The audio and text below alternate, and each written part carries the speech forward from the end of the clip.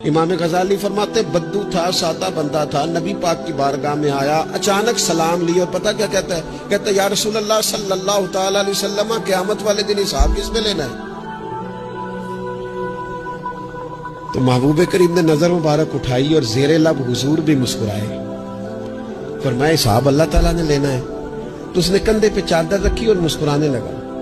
تو حضور فرمانے لگے تم کیوں مسکرا رہا ہے؟ کہنے لگے یا رسول اللہ پھر خیر ہے اگر اللہ نے لینا ہے۔